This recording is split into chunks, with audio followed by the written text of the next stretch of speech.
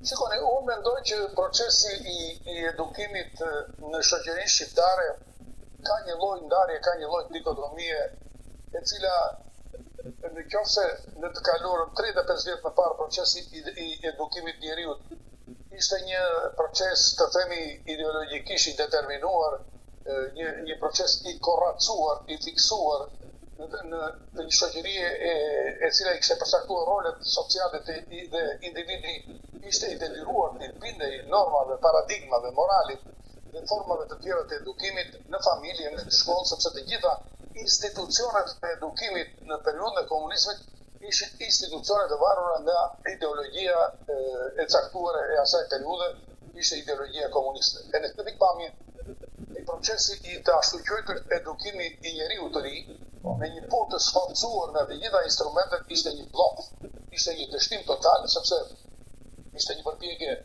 për të transformuar mekanikisht thelbin e njeriut, për të larguar atë nga interesat, nga kërkesat, nga lavdia, nga interesi, pra në një farë ishte një lloj procesi i tjetërsimit të njeriut. Ishte një edukim fals. Problemi është që ne kaluam nga shoqëri dhe menduam që duke kaluar në shoqërinë demokratike, procesi i edukimit do të bëjë nga një proces formal në një proces organik. Pra do të thotë që institucionet e edukimit, procesi i edukimit, i formimit qytetar do të bëjë më literal, më liberal, më organik, më i pranishëm e tjerë.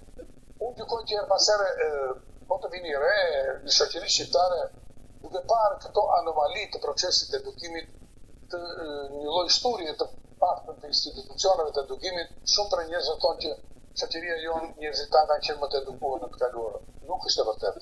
Nuk është e vërtetë. Në të kaluarën njeriu ka qenë një qenie biologjike mekanikisht e determinuar, por se në kohën e sotshme, duke qenë i lirë, ne kemi disa probleme që kanë të bëjnë me parametrat e edukimit, me institucionet e edukimit.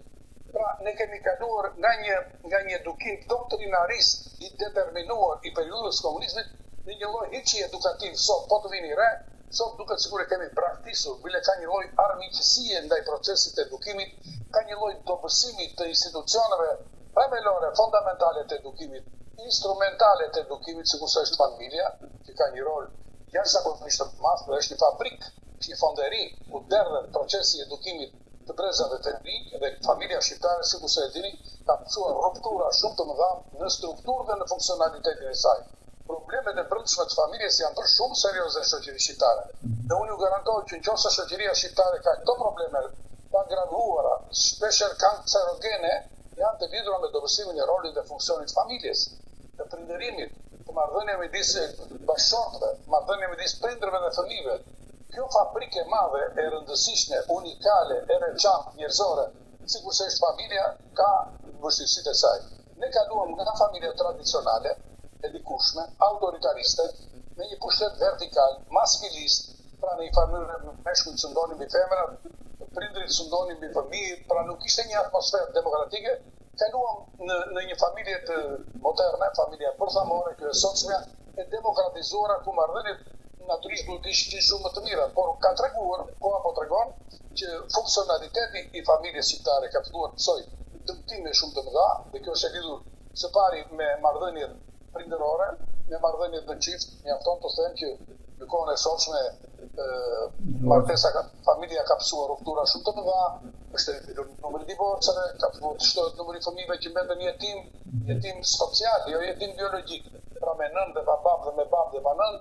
Në një farë mënyrë kjo shoqëria turbokapitaliste e shpejtësive të mëdha ka reduktuar kohën e prindërimit. Pra, prindërit e sotshëm duke qenë të dhënë pas suksesit, famës, paras, nevojave ekonomike për familjen, kanë harruar që janë dhe prindër.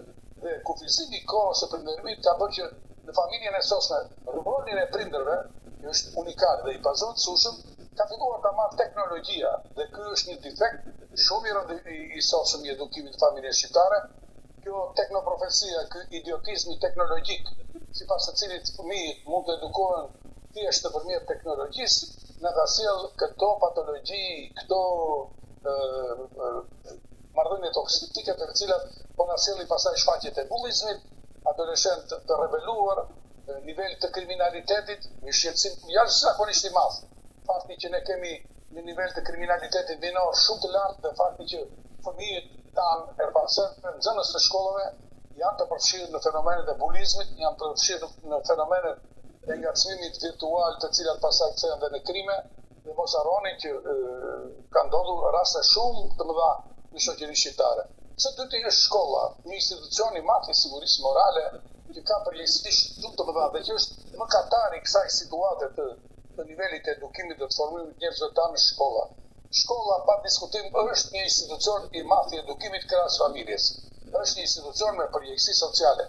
Pra nuk është vetëm thjesht një institucion akademik që jep njohuri, dhe ky është një problem tjetër se cili është niveli i këtyre njohurive që jepet, por shkolla është edhe kjo një fabrikë e dytë që merret me formimin qytetar të fëmijëve tanë. Pra në një farë mënyrë këta fëmijët tanë që pa dashur, krejt pa pandehur nga fëmijë të mirë bëhen kriminal dhe hynë në rrugën e kriminalitetit, nuk është se është faji i tyre. Adoleshentët janë viktimat e këtij realiteti. Të këtij realiteti social dhe të mungesës së funksionimit siç duhet të përputhje me kohën, qoftë nga familjet, qoftë nga shkolla. Më lejoni ta them. Ne duhet të kuptojmë një gjë shumë të rëndësishme. Fëmijët dhe adoleshentët janë produkti i kësaj epoke. Më shumë se janë fëmijë të prindërve apo të mësuesve, janë në shkollë, janë fëmijë të epokës. Në këtë pikpamje unë mendoj që ata që duhet të ndryshojnë jemi ne, janë prindërit në familje dhe mësuesit në shkollë, për të kuptuar kohën, për të kuptuar tingullin dhe për të përshtatur në kërkesat e adoleshentëve të sotshëm. Metodat e vjetra, paradigmat e vjetra, modulet e vjetra, të edukimit paternalist, të diktaturës familjare, apo të autoritetit formal të shkollës kanë marrë fund dhe nuk pinu ujë. Pra kërkohen mekanizma të rinj, nëse duam të komportohemi me të rinjtë e sotshëm, të përshtatemi atyre dhe ndikojmë edukativisht në formimin e tyre social dhe personalitetit të tyre publik.